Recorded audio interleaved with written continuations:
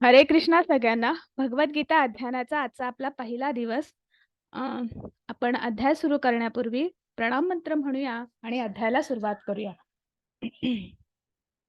ओम नमो भगवते वासुदेवाय. ओम नमो भगवते वासुदेवाय. ओम नमो भगवते वासुदेवाय. गुरुर्ब्रह्मा गुरुर्विष्णू गुरुर्देवो महेश्वर. गुरु साक्षात परब्रह्म तस्मै श्री गुरवे नमः.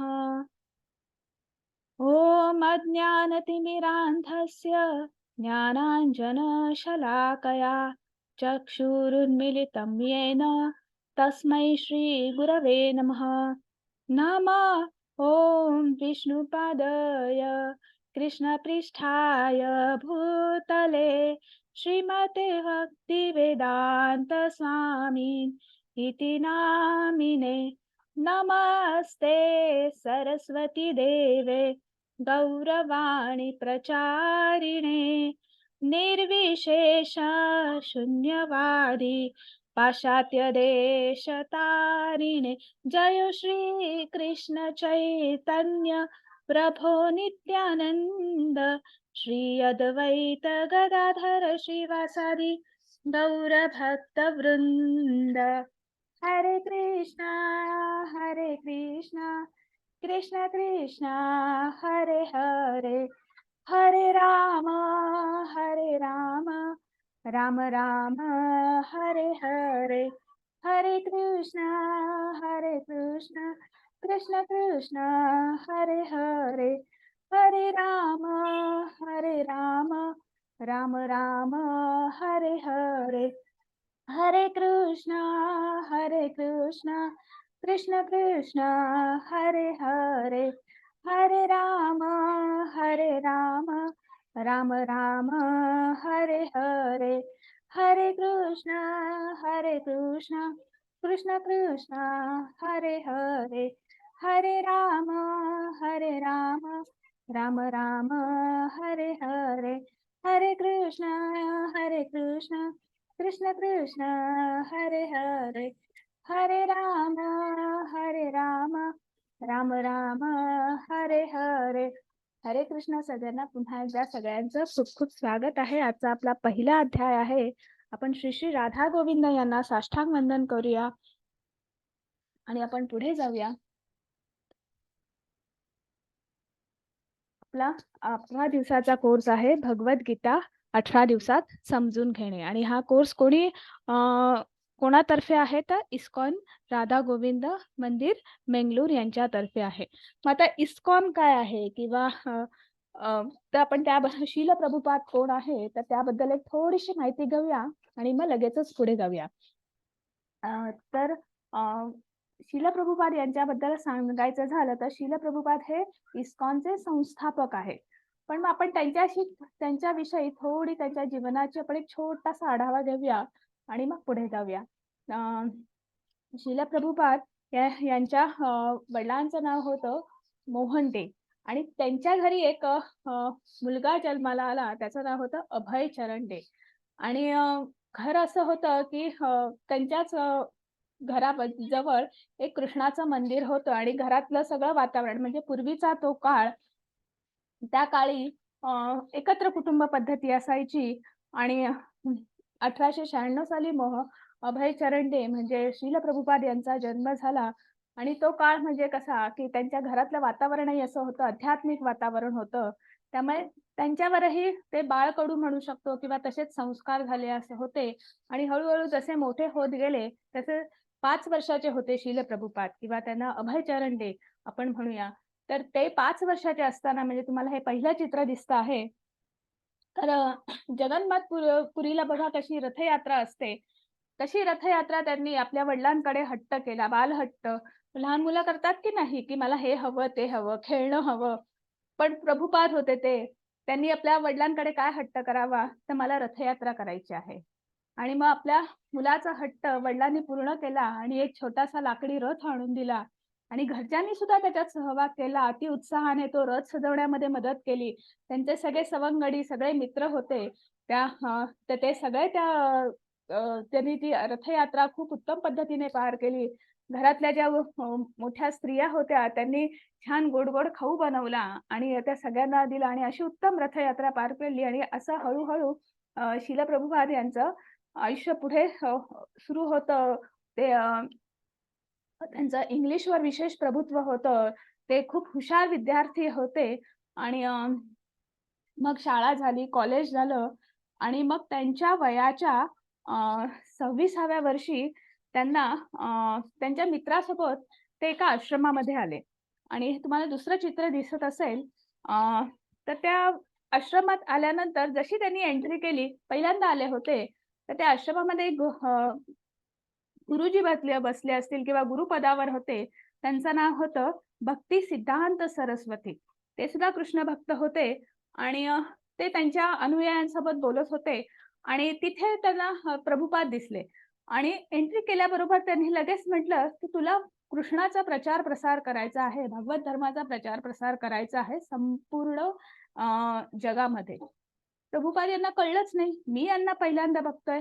ते मला पहिल्यांदा बघताहेत. आम्ही कधी भेटलो नाही आणि हे मला काय सांगतायत? आणि त्याच्यानंतर त्यांच्या भेटीगाठी वाढल्या. त्यांच्याकडे ते जात राहिले आणि 1933 साली त्यांनी त्यांच्याकडनं दीक्षा घेतली. दीक्षा म्हणजे त्यांनी त्यांच्याकडनं अनुग्रह घेतला आणि प्रभुपाद यांचा काय म्हणू शकतो आपण जो प्रवास सुरू होता तो अजून एका छान मार्गाने गुरु मिळाल्यामुळे अजून उत्तम पद्धतीने सुरू झाला. आणि त्यांचं भगवद्गीता असेल, भागवतम असेल, त्यांचं त्याच्यावर अध्ययन सुरू होतं. त्यांचं नामस्मरण सुरू होतं आणि असंच हळू-हळू पुढे करत-करत त्यांनी बॅक टू गॉडहेड नावाचं त्यांनी मॅगझिन काढायचं ठरवलं आणि ते मॅगझिन त्यांनी काढलं. पण तो काळ पूर्वीचा काळ होता म्हणजे स्वातंत्र्यपूर्व काळ होता.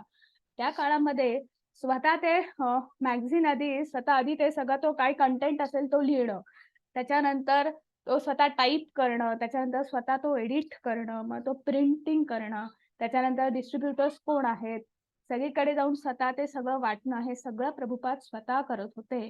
आणि हळू-हळू असा त्यांचा प्रवास पुढे सुरू झाला. झाशीला त्यांनी एकदा त्यांचं पहिलं आपण म्हणू शकतो प्रवचन जे आहे ते केलं भागवत धर्मावर. पण त्याच्यात त्यांना विशेष काही साथ मिळाली नाही. 5वं चित्र आपण बघू शकतो हे शेवटचं. त्याच्यात त्यांना विशेष असं काही प्रतिसाद मिळाला नाही. पण ते नाउमेद झाले नाही, की गुरु आज्ञा शिरो सावंदी आपण जसं म्हणतो, तशा पद्धतीने त्यांच्या डोक्यात होतं, की आपल्याला भगवत धर्माचा प्रचार-प्रसार करायचा आहे. तो कसा करायचा तो मार्ग सुद्धा भगवंतच दाखवणार आहे. आपण फक्त चालत राहायचं आणि त्यांनी तेच केलं आणि त्याच्यानंतर आपल्याला स्वातंत्र्य मिळालं. हळू-हळू कसं करायचं, काय करायचं हे एक-एक सुरू होतं. वयाच्या 1959 साली शील प्रभुपाद यांनी संन्यासाश्रम जो आहे तो स्वीकारला आणि ते वृंदावनामध्ये गेले आणि तिथून तर त्यांचा प्रवास अत्यंत छान पद्धतीने सुरू झाला आणि आपण कसं परदेशामध्ये जाऊ शकतो आणि हे सगळं करत असताना त्यांचं मॅगझिन सुरू होतं, अभ्यास सुरू होता, अनुवाद सुरू होता आणि एकीकडे की आपण कसं परदेशात जाऊ शकतो आणि भगवंताचा प्रचार प्रसार करू शकतो कारण की गुरूंची आज्ञा होती आणि मग ती कशी आपण मोडायची ह्याच सतत प्रयत्नात होते आणि शेवटी तो दिवस उजाडला. आपल्याला हे जलदूत नावाचं मालवाहू जहाज आहे तर 1965 साली ती संधी उपलब्ध झाली आणि त्यांनी आपलं काय म्हणू शकतो आता विचार करा आपल्याला फॉरेनला जायचं असेल तर आपल्या किती बॅगा असतील, आपली किती शॉपिंग असेल. पण ते प्रभुपाद होते. त्यांच्याकडे काय होतं, एक भाताचा कुकर, त्याच्यानंतर भागवतमचे त्यांचे 4 स्कंद पूर्ण झाले होते ते होतं. भगवद्गीतेचं ट्रान्सलेशन ते होतं आणि ₹40 त्यांच्या जवळ होते आणि अशा पद्धतीने त्यांचा तो प्रवास सुरू झाला. प्रवास तो काही सोपा नव्हता. खडतर प्रवास होता. 2 महिन्याचा प्रवास होता. मध्ये 2 हार्ट अटॅक येऊन गेले, पण नाउमेद झाले नाही. जी काय आहे ती भगवंताची इच्छा आहे असं समजून ते त्या पुढे गेले. त्याच्यानंतर ते अमेरिकेत उतरले, बॉस्टनला उतरले आणि मग तिथे उतरल्यानंतर सगळ्या हिप्पीजमध्ये ते वावरत होते. कसं सुरू करायचं? पण प्रभुपाद यांचं इंग्रजीवरचं प्रभुत्व खूप सुंदर होतं. त्यामुळे समोरचा काय विचारतो आहे तर त्याच्यावर त्यांचं उत्तर होतं तयार, की त्यामुळे ते कन्व्हर्सेशन करू शकत होते, एकमेकांशी संवाद साधू शकत होते. आणि मग अशा पद्धतीने कसं सुरू करायचं, तर त्यांनी टॉम्स्किन स्क्वेअर नावाच्या गार्डनमध्ये, बागेमध्ये गेले आणि आपलं जे वाद्यवृंद जे आहे, तर मृदुंग घेतलं आणि हरे कृष्ण, कृष्ण कृष्ण हरे हरे, हरे राम, राम राम हरे हरे असा नामजप करत त्यांनी सुरुवात केली. पहिल्या दिवशी लहान आपले बसायचे दिवसभर, सकाळी जायचे, संध्याकाळपर्यंत बसायचे. मग हळू मुलं बघायला लागली, की हे काय करताय? हे नेमकं काय चालू आहे? मग मुलं आली, मग मोठी माणसं आली, असं एक आणि प्रश्न विचारू लागले, की हे काय आहे? हा काय आनंद आहे? तुम्ही आपले दिवसभर म्हणता छान शांतपणे तुमचं सुरू आहे. नेमकं काय आहे? हे कुठलं गाणं आहे? काय आहे?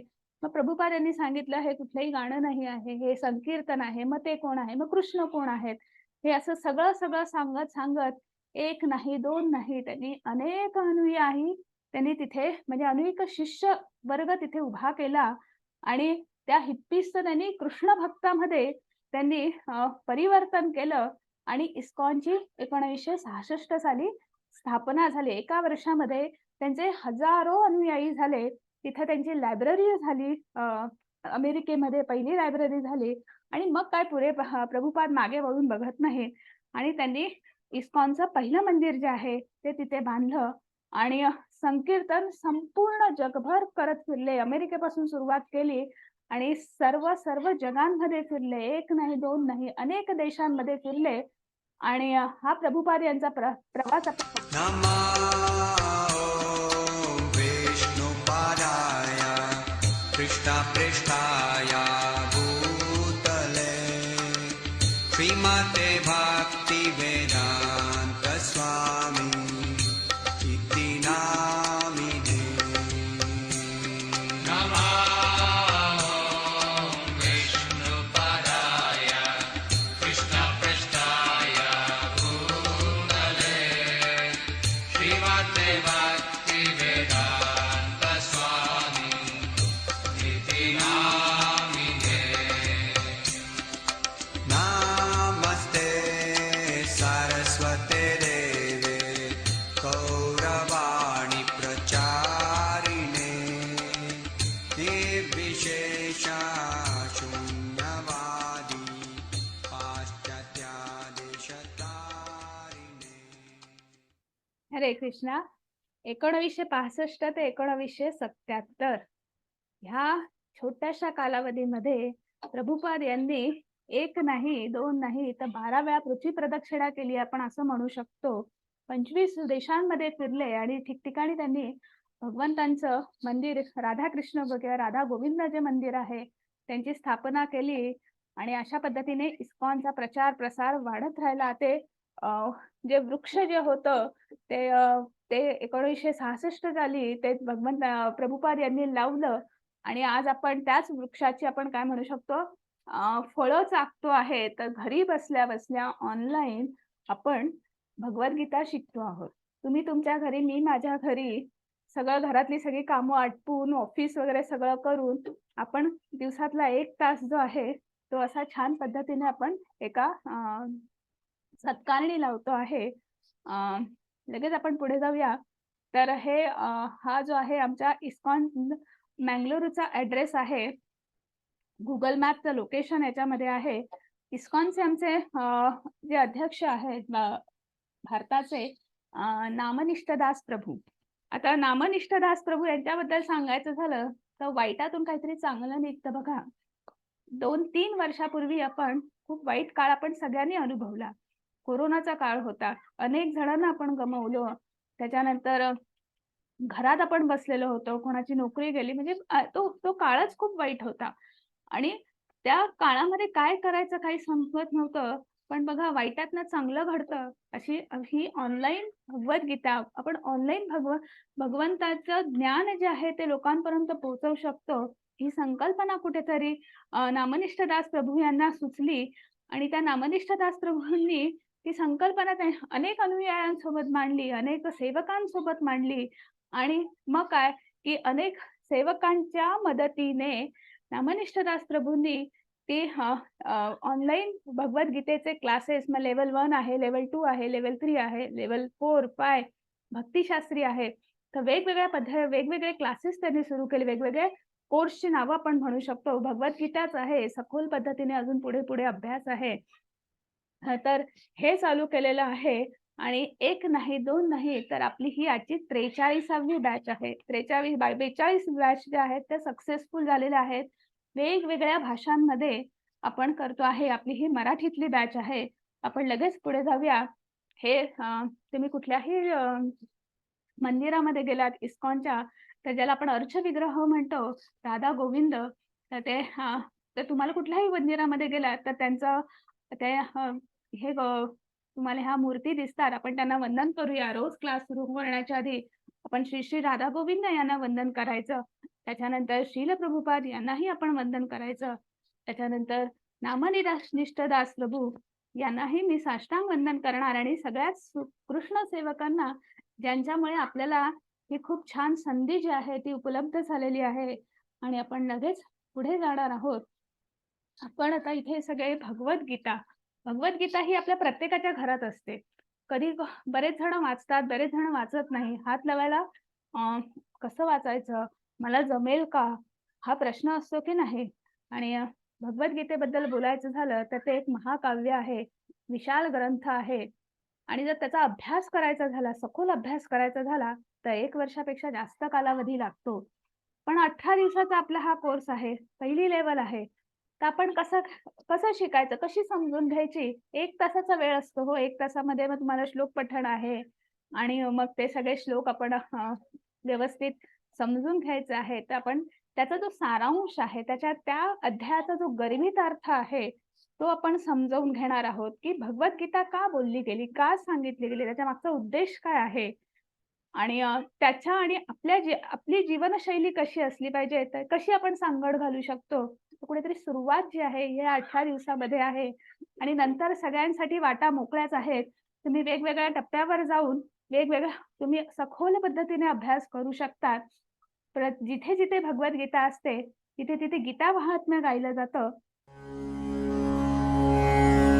अथ गीता महात्म्या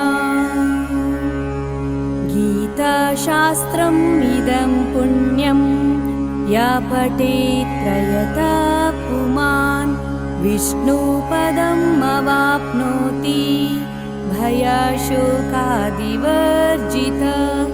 गीताध्ययनशीलस्य प्राणायामापरस्य च नैव सन्ति हि पापानि पूर्वजन्मा कृतानि च मलनिर्मोचनं पुंसा जलस्नानं दिने दिने सकृद्गीताम्बसि स्नानं संसारमलनाशनं गीतसुगीतकर्तव्या किमन्ये शास्त्रविस्तरे या स्वयं पद्मनाभस्य मुखपद्मादिनिःसृता भारतामृता सर्वस्वं विष्णोर्वक्त्रद्विनिःसृतं गीता गङ्गोदकं पीत्वा पुनर्जन्म न विद्यते सर्वोपनिषदो गावो दुग्धा गोपालनन्दना पार्थो वत्स सुधीर्भोक्ता दुग्धं गीतामृतं महत् एकं शास्त्रं देवकी पुत्रगीतम् एको देवो देवकी पुत्र एव एको मन्त्रस्तस्य नामानि यानि कर्माप्येकं तस्य देवस्य सेवा।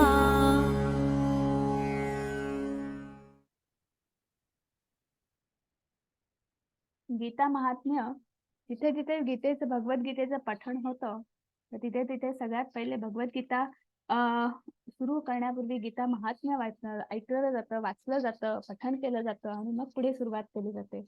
त्याच गीता महात्म्यामधला एक श्लोक आहे, सर्वोपनिषदो गावो दुग्धा गोपालनंदन पार्थो वत्स सुधीर भोक्ता दुग्धम गीतामृतम महत्. हरे कृष्ण माताजी. हरे कृष्ण. सर्व उपनिषदे गायीप्रमाणे आहेत आणि गायीचे दूध देणारे भगवान श्रीकृष्ण हे नंदाचे पुत्र आहेत. अर्जुन हे वासरू आहे. गीतेतील सुंदर अमृत हे दूध आहे आणि उत्तम सात्विक बुद्धीचे भाग्यवान भक्त हे दूध पितात व उपभोग घेतात. हरे कृष्ण माताजी. हरे कृष्ण. मग ह्या गीता महात्म्यामधल्या ह्या श्लोकाचा अर्थ इतका सुंदर आहे की सर्व उपनिषद जे आहेत त्या उपनिषदांना गायीचं हे दिलेलं आहे आणि ती गायीचं जे दूध देणारं जे आहे ते दूध निर्माण करणारे कोण आहेत तर साक्षात भगवान श्रीकृष्ण जे नंदांचे पुत्र आहेत आणि अर्जुन त्या दुधाचं प्राशन करता आहेत. म्हणजे अर्जुन हे वासरू आहेत आणि त्या दुधाला त्या गीतेतल्या सुंदर अमृता त्याला अमृत असं म्हटलेलं आहे. म्हणजे हे भगवद्गीता हे जे आहे तर हे जे भगवंतांनी आपल्याला सांगितलेलं आहे तर त्यातले जे सुंदर दिव्य ज्ञान जे आहे तर ते अमृत आहे. आणि नुसते अर्जुन हे दुधाचं प्राशन करता आहेत का नाही, तर आपल्यासारखे अनेक सगळ्यांसाठीच हे दूध जे आहे हे अमृत जे आहे तर ते सगळ्यांसाठी उपलब्ध आहे आणि त्याचे सगळेजण उपभोग घेत आहेत. आपण लगेच पुढे जाऊया. भगवद्गीतेमध्ये 700 श्लोक आहेत आणि तो महाकाव्य आहे, व्यासांनी लिहिलेलं महाकाव्य आहे आणि त्याच्यामध्ये 700 श्लोक आहेत. त्या श्लोकामध्ये ती भगवद्गीता हा एक संवाद आहे. म्हणजे आपण कुठलाही जर धार्मिक ग्रंथ जर वाचला असेल तर तो संवाद रूपामध्ये असतो, गुरु शिष्य संवाद असतो. तुम्ही कुठलाही ग्रंथ वाचा, मग अगदी भागवतम असेल, अनेक ग्रंथ असतील त्याच्यामध्ये उपनिषद आहेत, वेद आहेत, हे गुरु शिष्य संवाद आहे. भगवद्गीता आहे त्याहून काही वेगळी नाही. साक्षात भगवंतांचा मुखातून आलेलं दिव्य असं ज्ञान आहे, संवाद आहे. त्याच्यामध्ये भगवंतांचे 575 श्लोक आहेत. अर्जुन यांचे 83 श्लोक आहेत. वेगवेगळ्या अध्यायांमध्ये वेगवेगळे त्यांचे श्लोक आहेत.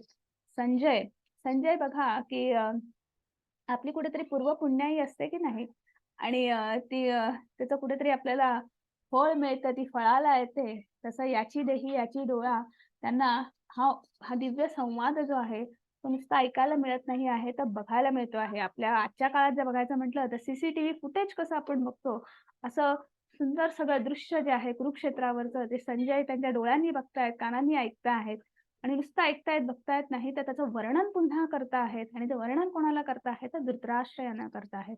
धृतराष्ट्र यांच्या दालनात बसलेले आहेत आणि कुरुक्षेत्रावर काय सुरू आहे तर हे सगळं ते वर्णन करत आहेत. त्यांचे 41 श्लोक आहेत आणि धृतराष्ट्र यांचा 1 श्लोक आहे.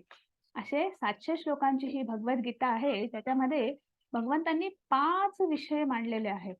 5 विषय बघा हा. त्याच्यामध्ये पहिले 4 जे आहेत ईश्वर, जीव, प्रकृती, काळ आपण बघितलं तर हे जे आहेत हे जे चिरंतन शाश्वत असे विषय आहेत. मग ईश्वर कोण आहे, भगवंत कोण आहेत याबद्दल विस्तृत वर्णन केलेलं आहे. प्रकृती काय आहे, आपण म्हणतो भौतिक प्रकृती, मोह, माया हे म्हणजे काय याचं वर्णन उत्तम पद्धतीने केलेलं आहे. जीवात्मा आपण म्हणतो, आत्मा म्हणजे नेमके कोण, सजीव काय आहेत तर याचं वर्णन याच्यामध्ये आहे. काळ आपण म्हणतो, काळ म्हणजे वेळही म्हणतो आणि काळ म्हणजे मृत्यू आहे. त्याचं उत्तम वर्णन 11व्या अध्यायामध्ये आलेलं आहे. आणि सगळ्यात शेवटी जे अशाश्वत आहे, जे तात्पुरतं असं आहे तर त्या कर्माबद्दल आपल्या सगळ्यांचा आवडीचा विषय असेल तो तर त्याबद्दलही उत्तम पद्धतीने वर्णन भगवंतांनी केलेलं आहे. अशी 700 श्लोकांची भगवद्गीता आहे. त्याचे 3 मुख्य टप्पे आहेत, कर्मयोग, भक्तियोग आणि ज्ञानयोग. पहिले 6 अध्याय जे आहेत ते भगवंत कर्मयोगाबद्दल सांगता आहेत. मधले 6 अध्याय जे आहेत ते भक्तियोगाबद्दल आहेत आणि शेवटचे 6 अध्याय ज्ञानयोगाबद्दल आहेत. मग हे असं भगवंतांनी असं काय सांगितलं किंवा हे पहिलेच 6च का कर्मयोग वगैरे, तर हे आपल्याला जसं जसं पुढे पुढे जाऊ तर त्याच्या अध्यायाच्या अनुषंगाने आपल्याला ते उलगडत जाईल, ते समजत जाईल. भगवद्गीतेची आपण सुरू करण्यापूर्वी पार्श्वभूमी जर बघायची म्हटली तर आपल्याला महाभारत सगळ्यांनी पाहिलेलं आहे. बी आर चोपडा यांनी महाभारताची कथा घराघरापर्यंत पोहोचवलेली आहे आणि जर कोणी पाहिलं जरी नसेल तरी 2 वर्षापूर्वी लॉकडाऊन मध्ये सगळ्यांनी ते बघितलेलं आहे. त्यामुळे आपल्याला कथा माहिती आहे की कौरव आणि पांडव तर म्हणजे कुरु राजा जो होता म्हणजे धृतराष्ट्र जे होते त्यांचे पुत्र आणि पंडू राजा त्यांचाच लहान भाऊ, त्यांचे 5 पुत्र आणि यांचे 100 पुत्र. तर असे भावंड होती आणि त्या भावंडांमध्ये 13 वर्षाचा वनवास झाल्यानंतर पांडव जेव्हा होते की त्यांनी त्यांचा दूत पाठवला, शांतिदूत पाठवला राज्यसभेमध्ये आणि सांगितलं की आमच्या 13 वर्षाचा वनवास जो आहे तो भोगलेला आहे आपण आणि आम्हाला आमचं राज्य परत द्या. दुर्योधन होता तो धृतराष्ट्राचा काय म्हणू शकतो की महत्वाकांक्षेमध्ये वाढलेला असा त्यांचा पुत्र दुर्योधन अत्यंत संतापी, क्रूर की तो म्हणाला मी काहीही देणार नाही. मग मग राज्य नाही तर 5 गावं द्या. गावं नाही तर दुर्योधनाने सांगितलं की मी सुईच्या टोका एवढी जमीन सुद्धा देणार नाही. आणि मग काय? मग शांतीचे कुठलेच मार्ग नाही म्हटल्यानंतर युद्धाशिवाय पर्याय उरत नाही. साक्षात भगवान श्रीकृष्ण शांतीदूत म्हणून गेले होते. पण त्यांचंही तिथे ऐकलं गेलेलं नाही आहे. त्यांचाही भर सभेमध्ये अपमान करण्याचा प्रयत्न केलेला आहे, उपमर्द करण्याचा प्रयत्न केलेला आहे. आणि त्यामुळे काहीही पर्याय नाही. आणि मग शेवटी युद्धाची घोषणा झाली. आणि मग तो युद्धाचा दिवस उजाडला. आणि मग युद्धासाठी क्षेत्र कुठलं निवडलं तर कुरुक्षेत्र. मग कुरुक्षेत्र हे एक धर्मक्षेत्र आहे. आणि अशा ठिकाणी मग कौरवही आले आणि पांडवही आले. कौरव त्यांची 11 औक्षणिक सेना जी आहे ती घेऊन आले. पांडव जे आहेत ते त्यांची 7 औक्षणिक सेना घेऊन आले. म्हणजे जवळजवळ त्यांची सेना बघा कौरवांची पांडवांच्या दुप्पट अशी सेना होती. रथी महारथी सगळे दोन्ही सेनेमध्ये सगळे होते आणि समोरासमोर उभे आहेत. आणि अशा ह्या युद्धस्थळी अशा या ठिकाणी भगवद्गीतेचं कथन झालेलं आहे. आणि ती भगवद्गीतेचं कथन कशासाठी झालेलं आहे तर अर्जुनाने कुठेतरी रथ मध्ये आणायला सांगितला आणि काहीतरी झालं आणि त्यांनी सांगितलं की मी युद्ध नाही करू शकत. आणि कुठेतरी भ्रम तयार झाला, कुठेतरी मोह तयार झाला आणि त्या मोहाचा भ्रम तयार झाला, गोंधळ उडाला, समजत नाही आहे, असमंजसपणा निर्माण झाला, योग्य अयोग्याची जाण राहिली नाही. आणि म्हणून ही भगवद्गीता, म्हणून हा उपदेश, म्हणून हे दिव्य ज्ञान भगवंतांनी त्या युद्धभूमीवर सांगितलं. आणि मग ती फक्त अर्जुनासाठी सांगितलं का किंवा ती एक मांडणी असेल हो की अर्जुना करवी संपूर्ण आपण कारण की तेव्हा कलियुगाच्या उंबरठ्यावर होतो. संपूर्ण कलियुगातील सर्वांसाठी सर्व समाजाच्या कल्याणासाठी हे ज्ञान जे आहे हा हितोपदेश जो आहे तो भगवंतांनी सांगितलेला आहे. पहिल्या अध्यायामध्ये आपल्याला साधारण 3 वेगवेगळी दृश्य आहेत, वेगवेगळ्या प्रतिक्रिया आहेत.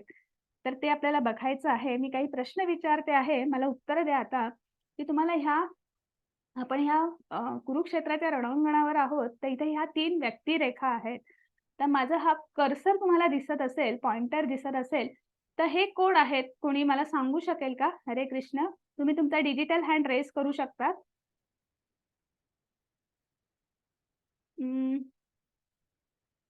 हरे कृष्ण. कोण आहेत ते? काही अंदाज बांधता येईल का?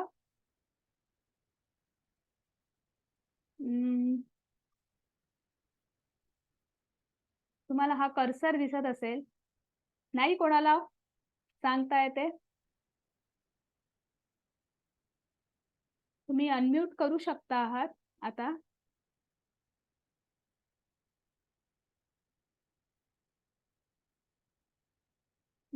एकालाही नाही, उत्तर चुकलं तरी चालेल, काहीच हरकत नाहीये. हे इथे कॉर्नरला कोण आहे? कोण दिसत आहे?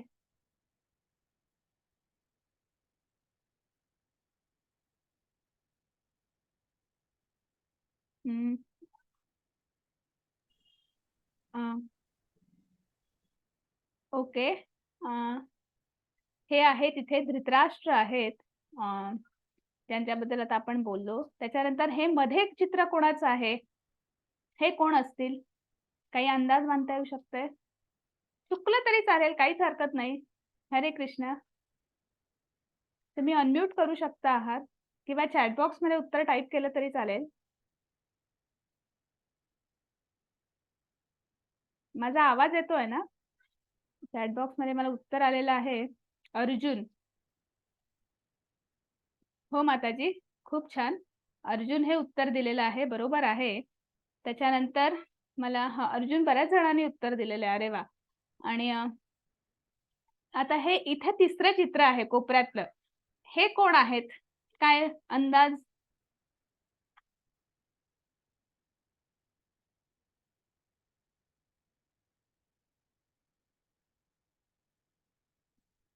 तुमचं उत्तर चुकलं तरी चालेल.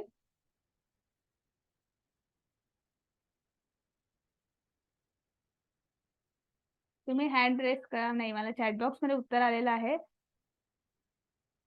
दुर्योधन. बरोबर, दुर्योधन. बऱ्याच जणांनी दुर्योधन उत्तर दिलेलं आहे. उत्तर बरोबर आहे.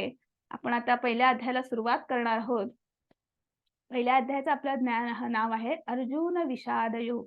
आता मला विषाद या शब्दाचा अर्थ कोण सांगू शकेल? कोणाला माहिती आहे? हरे कृष्ण. विषाद म्हणजे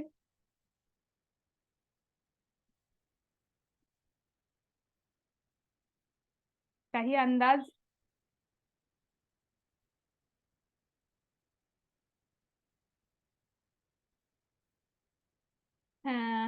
इथे संतप्त असा अर्थ दिलेला नाही, संतप्त नाही. अजून प्रयत्न छान होता. अजून कोण सांगू शकेल मला विषाद या शब्दाचा अर्थ? तुम्ही हँड रेस केला तरी चालेल किंवा तुम्ही अनम्यूट करू शकता आहात.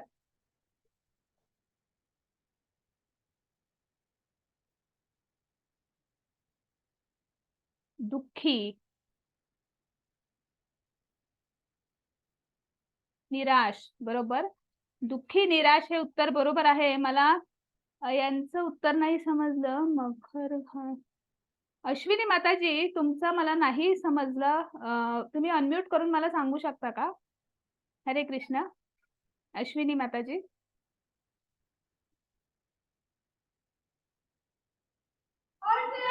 माघार घेणे.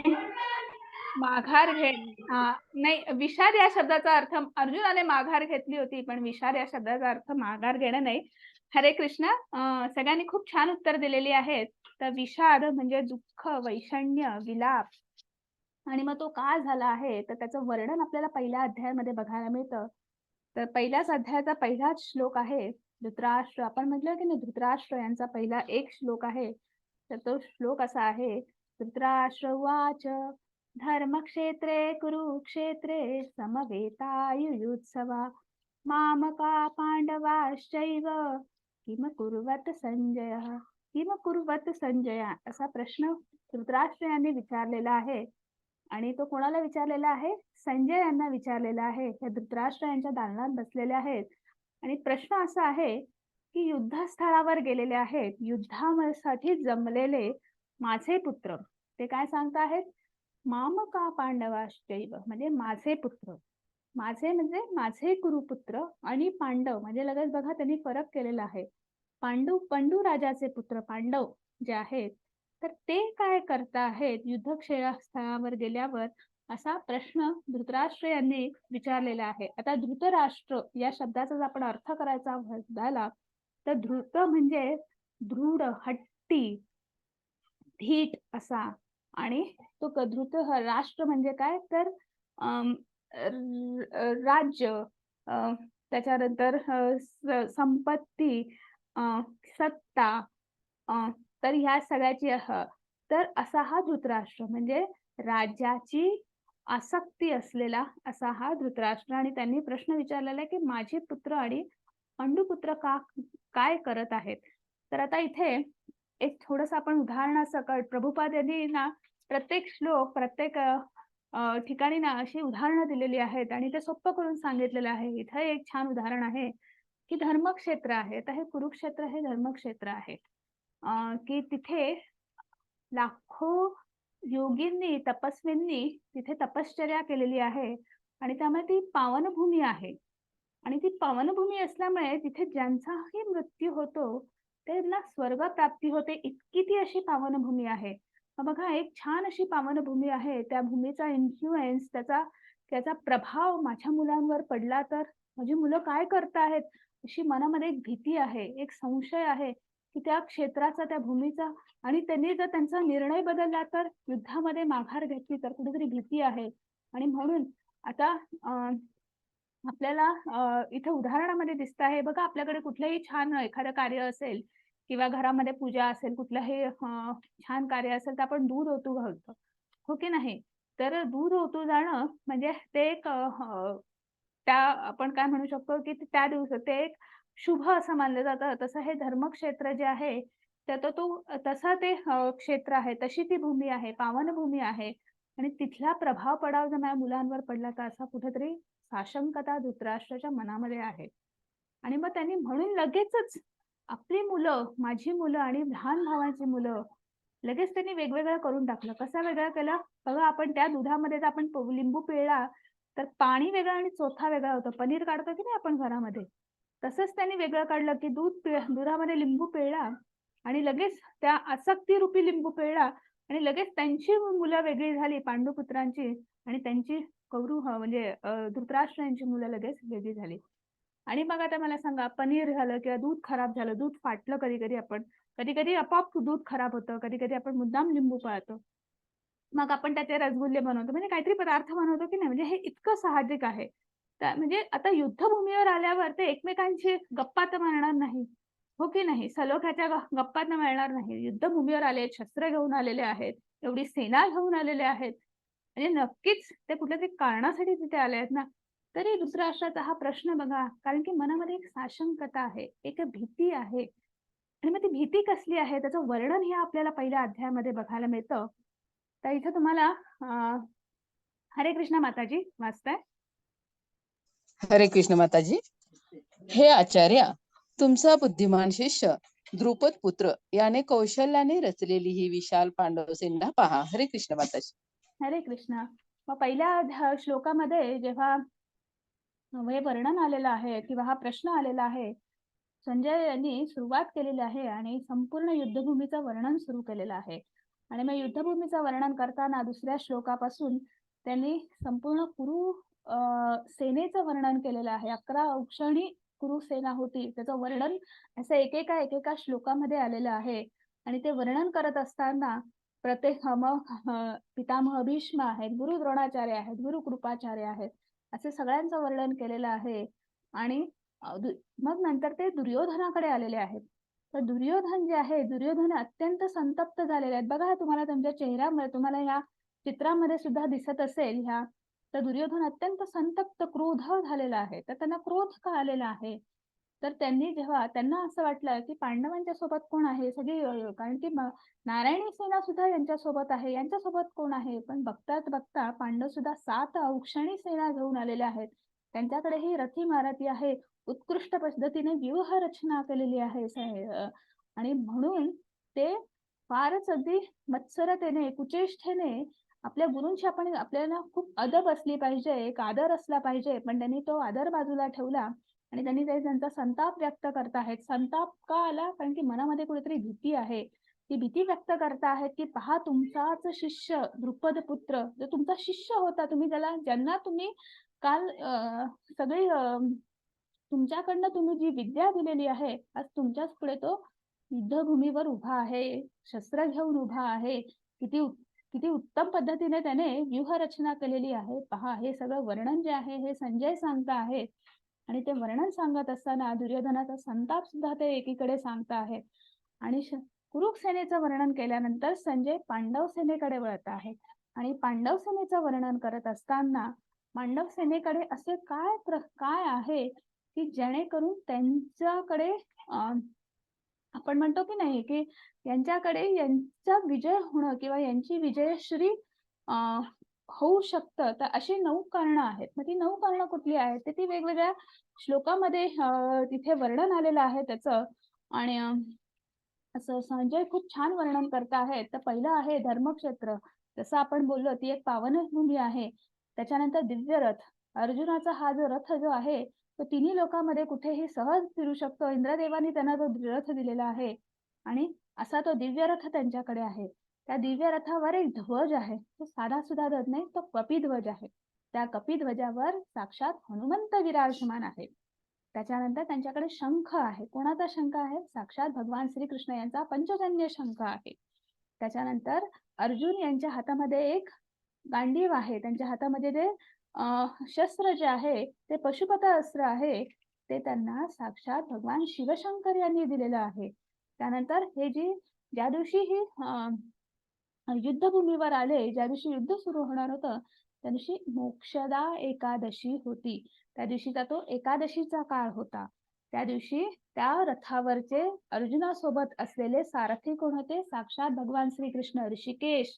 ऋषिकेश म्हणजे सर्व इंद्रियांना त्यांनी विजय मिळवलेला आहे, नियंत्रण मिळवलेले आहे असे ऋषिकेश. आणि जिथे भगवान श्रीकृष्ण आहे तिथे भाग्यलक्ष्मी आहे. आणि हे सगळी कारण आहेत. आणि त्याबरोबर अजून एक महत्वाचं कारण असं आहे, त्यक्तजीविता. त्यक्तजीविता त्यांच्यासोबत जेही सैन्य बळ आहे, तर ते अशा पद्धतीने आलेलं आहे की आम्ही एक तर इथे वीरगती मरण प्राप्त करू किंवा आम्ही जिंकून जाऊ, तर एवढी, कारण की आम्ही धर्माच्या बाजूने लढत आहोत, आम्ही न्यायासाठी लढत आहोत. तर ह्या भावनेने ते त्या पांडवांच्या पक्षामध्ये आलेले आहेत. आणि ही अशी एक नाही, दोन नाही, 9 कारणं जी आहेत ती अशी घडाघडा इथे संजय यांनी वर्णन केलेलं आहे, धृतराष्ट्र यांना सांगता आहेत. आणि हे सांगत असताना पांडवांनीच्याही शंखांचं वर्णन आलेलं आहे आणि पांडवांनी शंखनाद केलेला आहे. तर शंखनाद झाल्यावर काय होतं, कसं वातावरण होतं, तर त्याचंही वर्णन संजय हे खूप उत्तम पद्धतीने करता आहेत. आणि म्हणता आहे, सघोषोधात्र राष्ट्राणां हृदयानि वदारयत नभश्च पृथिवी चैव तुमुलोऽभ्यनुनादयन्. हरे हरे कृष्ण. कृष्ण माताजी. हा विविध प्रकारचा शंखनिनाद वाढतच गेला. या निनादाने आकाश व पृथ्वी तर दुमदुमून गेले आणि धृतराष्ट्राची हृदये विदीर्ण झाली. हरे कृष्ण माताजी. हरे कृष्ण. आणि संजय वर्णन करता आहे आणि काय की त्यांनी भगवान श्रीकृष्णाने त्यांचा पंचजन्य शंख जो आहे तो वाजवला आहे. त्याच्यानंतर अर्जुनांचा शंख आहे, युधिष्ठिर आहे, भीष्म आहे, प्रत्येक पांडवांच्या सर्व सैन्यांनी आपला शंख वाजवला आहे. शंखाचा निनाद जेव्हा सेनेचं वर्णन झालं तेव्हाही झाला, पण जेव्हा पांडव सेनेचं वर्णन करत असताना जी कुरु सेना होती त्यांच्यावर मतलब परिणाम झाला. तो परिणाम असा झाला, कुठेतरी एक मनामध्ये भीती, एक साशंकता, आपण अधर्माच्या बाजूने आहोत काहीतरी, की कारण तुमच्याकडे कितीही सत्ता असली, कितीही पॉवर असली, तरी कसं असतं की एक मनामध्ये जी धर्माची जी भीती असते, जी सत्याची जी भीती असते, त्याला तुम्ही कुठलीही काही सत्ता, पॉवर ती त्याला काय म्हणू शकतो आपण, की त्याला जिंकू शकत नाही. आणि त्यामुळे ती भीतीचं हे असं झालं की साधा शंखनाद झाला. हो, शंखनाद कशासाठी करत होते की ही 7 औक्षणी सेना आहे, 11 औक्षणी सेना आहे. प्रत्येक सैनिकाला कसं कळणार हो की आता युद्ध सुरू करायचं आहे, आता मोठमोठे भोंगे तयार झाले, लाऊडस्पीकर तयार झाले. पूर्वी तसं नव्हतं. शंखनिनाद होता की शंख वाजवला की आता आक्रमण करायचं, ही सूचना होती आणि ती सूचना करण्यासाठी तो शंखनिनाद झाला होता. पण याचा परिणाम कुरु सैन्यावर असा झाला की त्यांच्या छातीमध्ये धडधड धडधड धडधड व्हायला लागलं. त्यांना असं वाटायला लागलं की काय होतं आहे, भीती एक निर्माण झाली. त्या शंखाचा निनाद म्हणजे त्यांना असं वाटलं की आकाश आणि पृथ्वी जी आहे ती अशी दुमदुम दुमदुम दुमदुम वाजते की काय, असा त्याचं वर्णन संजय यांनी खूप उत्तम पद्धतीने केलेलं आहे. आणि हे सगळं सुरू असताना अर्जुन आता ते पुन्हा पांडव सेनेकडचंच वर्णन करत होते. आणि मग अर्जुन जे आहे ते भगवान श्रीकृष्ण, आता इथे भगवान श्रीकृष्णांचा उल्लेख पहिल्यांदा आलेला आहे आणि तो उल्लेख कसा आलेला आहे, सारथी म्हणून आलेला आहे भगवान श्रीकृष्ण. पण त्यांची सुरुवात कशी झाली, अर्जुनाचा सारथी. आणि सारथी म्हणून उल्लेख झालेला आहे. आणि ते अर्जुन त्यांना सांगता आहेत की तुम्ही केशवा आपला हा रथ जो आहे तो दोन्ही सैन्यांच्या बरोबर मधोमध नेऊन उभा करा. आणि आपली ती आज्ञा मानून भगवान श्रीकृष्ण तो रथ पुढे नेता आहेत. आणि रथ जसा जसा पुढे जातो आहे, पितामह भीष्म, गुरु द्रोणाचार्य, गुरु कृपाचार्य, एक नाही, दोन नाही, अनेक 100 कौरव, सगळी 100 भावंड आहेत. वेगवेगळी तुमची चुलत भावंड, मामे भावंड, सगळी भावंड तिथे आहेत, आप्तेष्ट आहेत, शैल्य राजा आहे, वेगळे ज्येष्ठ म्हणजे आपले सगळेच नातेवाईक जे आहेत ते शत्रू पक्षामध्ये तिथे उभे आहे आणि हे सगळं एक एक एक एक एक एक बघत आहेत आणि आपल्या प्रत्येकामध्ये काय असतात ते विकार असतात की नाही, त्यातलाच एक मोह असतो. आणि अर्जुनाचंही तसंच झालं की प्रत्येकाला बघून पितामह भीष्म, अरे हे तर माझे आजोबा आहेत, अरे हे तर माझे गुरु आहेत, हे तर माझे बंधू आहेत, हे माझे काका आहेत, हे मामा आहेत. असा एक एक एक एक मनात विचार येत येत त्यांनी पुढे जेव्हा रथ बरोबर मधोमध आला तेव्हा त्यांनी आपल्या आपली जे मनामधली जी एक जे चाललं होतं, जे विचारमंथन सुरू होतं, एक भीती सुरू होती की भगवंतावर व्यक्त केलेली आहे आणि सांगता आहेत की मी हे युद्ध कसं करू, मी युद्ध नाही करू शकत. मग का नाही करू शकत? त्याची कारणंही ते सांगत आहेत. त्याचंही वर्णन संजय यांनी केलेलं आहे. त्याचं पहिलं वर्णन असं आहे की त्यांना करुणा वाटते. करुणा का वाटते? कारण की हे सगळे कोण आहेत? तर माझेच ज्येष्ठ आहेत, माझेच आप्तेष्ट आहेत आणि यांच्याबरोबर मी कसं युद्ध करणार? आणि यांना मारून जर मी राज्य मिळवणार असेल आणि राज्य सांभाळणार असेल, तर त्याचा आनंद तरी हेच जर त्या राज्यामध्ये नसतील, तर मी कशाबरोबर तो आनंद साजरा करू? आनंद आपल्या सगळ्यांसोबत साजरा करायचा असतो, हो की नाही? त्यामुळे त्यांना ते एक कारण झालं. दुसरा आनंद नाही, ह्या सगळ्यांना मारून मला आनंद कसा मिळेल? हे तर सगळे माझेच आहेत हो. त्यामुळे तो एक झालं. त्याच्यानंतर पाप. माझे गुरु, आपण ज्येष्ठाला नमस्कार करतो, त्यांच्या पुढे आपण आवाज वाढवून बोलत नाही आणि त्यांच्यावर शस्त्र उघडायचं. म्हणजे बघा की हे केवढं मोठं पाप आहे. आणि हा एक मनात विचार आहे. कौटुंबिक परंपरा. माझ्या इथे सर्व क्षत्रिय, सर्व पृथ्वी लोकावरचे क्षत्रिय राजे इथे आलेले आहेत. तर क्षत्रिय धर्मच नष्ट झाला, क्षत्रिय सगळे राज्यच नष्ट झालं, तर काय होईल? हाहाकार माचेल. कसं होईल? माझ्या संपूर्ण कुटुंब जे आहे ते जर नष्ट झालं तर काय होईल? त्यांच्या मुलांचं, त्यांच्या बायकांचं काय होईल? संपूर्ण कोण परकीय आक्रमण काय होऊ शकतं? किती काय काय काय काय मनात मध्ये शंका आल्या. आणि हे सगळे एक नाही, दोन नाही, अशी कारणं एक एक एक एक पुढे येत आहेत. आणि मग समजेन असं झालं, काय योग्य काय अयोग्य, असमंजस्य अशी 5 कारणं समोर आली. आणि त्यामुळे अर्जुन सांगत आहेत की मी आता युद्ध करू शकत नाही. आपला मुकुट बाजूला ठेवलेला आहे, शस्त्र बाजूला ठेवलेलं आहे, डोळ्यामध्ये पाणी आहे, दोन्ही डोळ्यांमध्ये पाणी आहे आणि दोन्ही डोळ्यांमध्ये पाणी आहे आणि सांगता आहेत की मला नाही समजत आहे हो. आणि मग भगवंताला शरण गेले आहेत की योग्य अयोग्याची काय जाण आहे, तुम्ही मला कुठेतरी सांगा. आणि बघा, हे हे जे आहे हे झालं भगवंतांच्या आणि अर्जुनाच्या बाबतीत झालं.